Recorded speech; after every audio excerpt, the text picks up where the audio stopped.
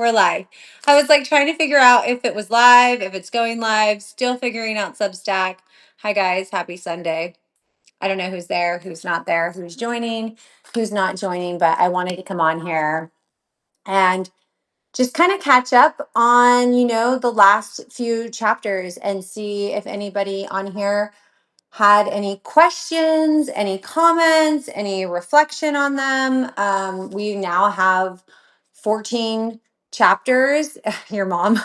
Hi, mom. Always my mom to support. We now have 14 chapters, 15 chapters coming up. This has been amazing that like this much has happened, that we've gotten this much out there. It's just it's been a journey, you guys. So, you know, I spent this morning reflecting on just my faith. I was at church this morning and I spoke with my pastor this morning, which was really helpful. I had a beautiful hike with a friend of mine, Erin, who recently had me on her podcast, and just looking at like all of the incredible blessings that I have gotten myself through, and I want to say with God, over the last year. Um, it's just been a really powerful year, and reflecting and the calmness and the peace and just I'm proud of myself. I think me and my mom have said, sorry, I keep scratching my neck because it's been itching. My mom and I have been saying lately, like, I'm just really proud of myself, because this book, Breathe Miha, is definitely a journey of, me from being a little girl and reflecting back on like the Benny and Romi period. And I posted a shot from like an interview I did with her. I'm looking at all the work we were doing and all the therapy we were doing and all the EMDR therapy that we were doing, and the deep dives, and just how much it takes to go back and revisit a younger you, and how much it takes to go back and like feel her and see her and love her. And there were parts of the book where I remember going through the healing process and I just broke for the younger me. I love these lives, Romy. Looking back now, what do you think your relationship with Benny taught you the most about yourself?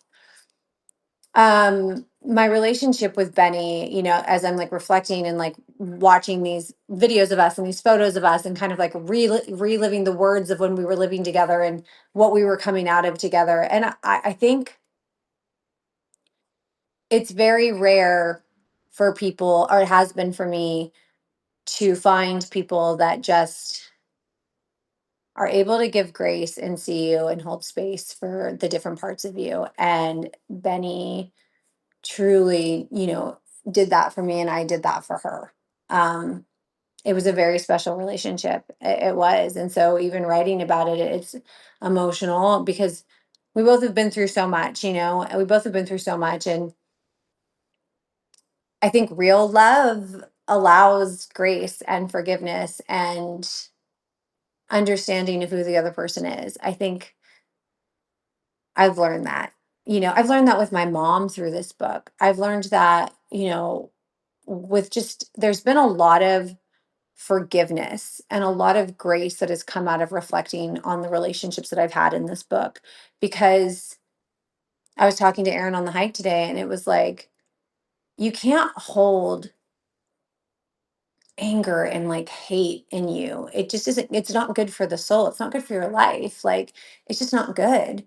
Like you have to find a way to just, breathe, Miha, take a breath. Like it's everyone's going through their own personal journey, and I think that in those chapters with Benny and I, as Benny was navigating her own personal journey while I was also navigating my own journey, and it wasn't a lack of love mixed in there. It was definitely a core of friendship and love, and most importantly, I think family, like real family, which her and I, really wanted and craved and needed and struggled with those relationships. Thank you. You can see the admiration you both have for one another. Forgiveness is a wonderful thing. I think forgiveness I mean, even like I said, like even with my mom and I, like there's just been so much forgiveness that's happened and so much like just being able to see people, right? As I'm like reflecting and writing and I'm looking at it and I'm like, you just, if you love someone, you see them, right? You see them and you don't want to hurt people and you don't want the people in your life to hurt you. And there's a difference between like boundaries and guarding yourself and protecting yourself and also just like life is so short. It's so short. We're all figuring it out. And Benny in these chapters is going through her own journey of her own spirituality and her own healing and her own massive, issues with through her family and her childhood. And I'm facing like all of mine as well with like my dad and my demons. And so you bring two people together that are like going through these things, and we live very different ways, we react different ways, we cope in different ways, we communicate in different ways. And that's not for lack of love. It's just we navigate through life in very different ways. And I think often in relationships, when two people come together, if they do that, it's got to find where it's supposed to be, because we all communicate, live. And I will own this, and I do. I am not like the easiest person, right, to like be with, right? I am very much my own person. I do what I want. I am caring. I am loving. I will be a great partner. I'm extremely empathetic. I know that about me. And I see people for who they are. And I hold space for people for who they are. And if anything, I will reflect something onto you that will maybe make you look at yourself as well. And sometimes that is very uncomfortable for people in my life. But that's just how I navigate. But I am a lot of energy, and I'm a lot of, truth, and I'm a lot of communication. And sometimes that doesn't fit for people in their lives. They don't want to communicate that much. They don't want to talk that much. They don't want to look at things. They don't want to face things. And it's hard for me. That's hard for me. So if you're an avoidant and you avoid what's happening, I'm like almost going after, being like, what? Come on, let's talk, let's feel it, let's be this. But I'm also just like, and I'm realizing this about myself too through all this, like, I just crave some sort of emotion or feeling. I'm in a weird new season through, after all of this, where I don't know, like I want to feel everything, and I'm also terrified to feel everything, because I felt so much all the time and it consumed me. I think I posted something recently on here that said, I spent the first half of my life trying to convince myself that like, someone needed to love me. And I think I'm spending this half now trying to teach myself how to love me, right? And enter into like God's love for me, and show the people I love, how to love them, right? Meaning like me, how to love them. And it's an interesting shift to go your whole life like thinking that you need someone to love you, and not slow down enough and stop enough to be like, I need to love me. How do I love me? How do I show up for me? Um, and then you're not mad at everybody for not showing up for you. And you haven't put this pedestal that everybody has to be on, that they need to show up for you in this way, which I did. But I will say Benny did really show up in a very, I will never ever take that away, like unconventional way that I was not used to, that I trusted and that I could count on. And that is not something that I've been able to do in my life, like ever, is to count on people to be there, and we are getting into the Julian chapters. It is starting to all come out over the next few chapters. It's going to be a lot of, the public marriage that happened. Um, when we got married, it just abruptly ended in the public, and it was, kind of plastered out there, and nobody really knew anything. And I just went to writing, and, I definitely see reading it, the triangle of love that was happening in my life, right? And who to trust, and who's my family, and like what's it supposed to look like. And I see this need in me so badly to have that family. I do. It like hurts my heart. It was just like I just so badly wanted it. I like, what does this look like? How do I have it? How do I make it happen? How do I get married and make that happen? And I'm in a weird season right now where I'm like, I don't know that that was what was supposed to happen for me anymore. I think I tried too hard for it, and trusting that like whatever is supposed to happen is going to happen. But right now, coming through so much of this, and you'll see in the next few chapters, like God will remove and take and change your life. And you may not understand why, right? You may not understand why that is happening, but there is always a bigger plan. There's always a bigger plan. And sometimes he has to just remove everybody and silence you and take you away from it all because you're not necessarily strong enough to do it yourself. And I feel like that is what God did for me. He just kind of removed me from everything, let me pour my heart into writing this book. And there's a level of every chapter that I write that I get to just let go after. I get to just breathe. I get to heal with that person in that chapter. You know, I get to take a big breath and go, okay, that's over. We're okay. We forgive each other. My mom and I, right? Certain exes, certain ex-husbands, and just, you know, friendships, and say, that happened. That was hard. We were struggling. We were this. I was this. You were this. Like, I never wanted this book to be something that was like, I'm just going to like write a book and trash everyone I've been with because everyone has been shitty to me. No, like that isn't what I was going to do. That's not what I'm doing. And I hope that the reader isn't reading that. And it's interesting because, like, today on my hike with my friend Erin, she was like, girl, I was like Googling you and trying to figure some stuff out. And there's like all kinds of stuff. And people are really in your business and on Reddit and talking about like your life. And I said, yeah, it's really interesting how people will take to the internet to like talk about what my relationships are. And I think I've always seen it for so long on there. And I'm just like, what are these people like? What are they saying? You know, like the facts are, yes, like married, divorced, in a relationship, constantly in a relationship, which we all know, you know, that is tragically true, right? I'm a lover. I am a lover far too easily. But the stories behind all of those is just so much deeper. And I'm sure for anybody who is watching or listening or reading, if somebody were to like just take the like cliff notes of your life and then dissect them and write about you, I don't think it would be great. But because I'm a very loud personality and I do things that are very bold, it's just people will sit at home and go, like, what is she doing? Like, she can't do that's crazy. You can't do that, you know? And it's like, well, I can, and I did, and now I'm writing about why and how. And every one of us has that journey and that story to tell about why we do the things that we do, or get ourselves into the relationships we get ourselves into. How we get ourselves out is the most important part.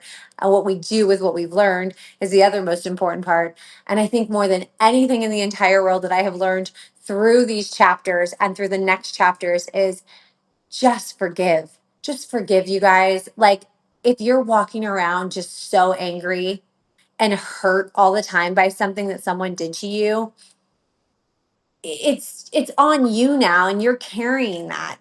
That's what I've learned about reading this book. You're a lot deeper, and there is so much more going on behind the scenes.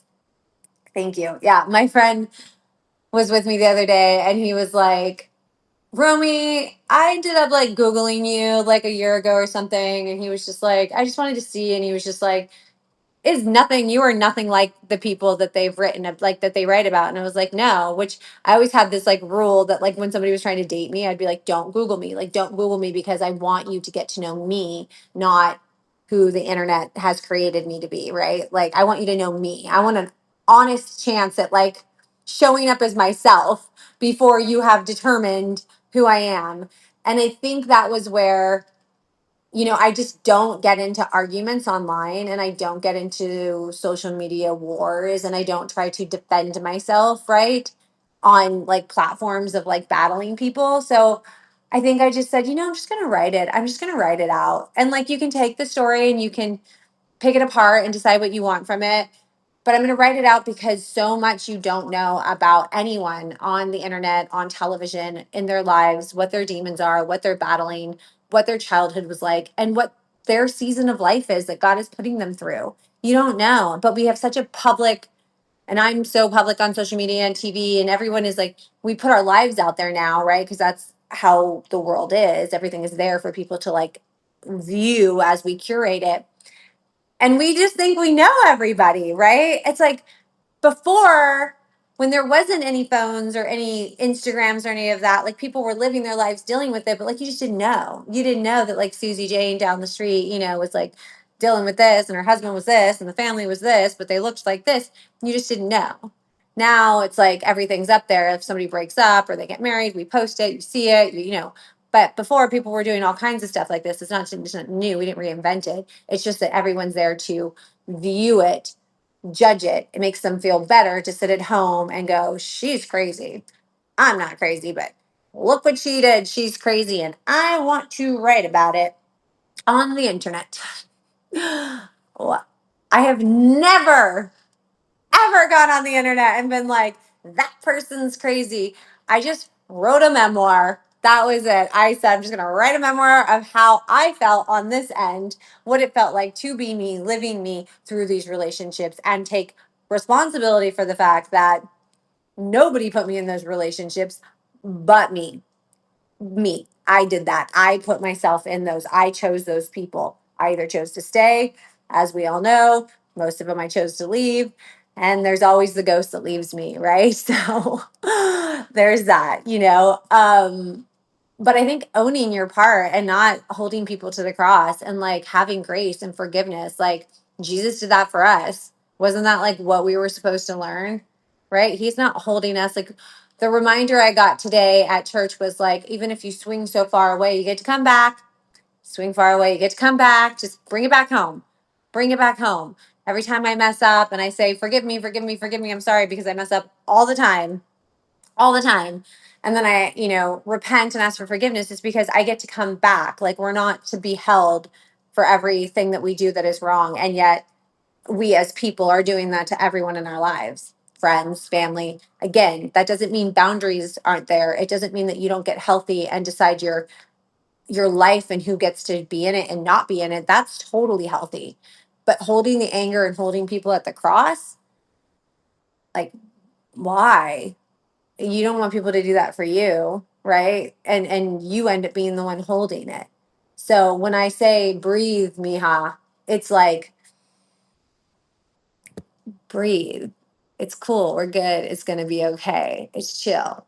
Last chapter was really good, eye opening. I was one of many who were rooting for you and Benny. And after reading your chapter, I felt terrible, not knowing, of course, what was happening between the two of you. It was so deep. It was so deep. It was so deep.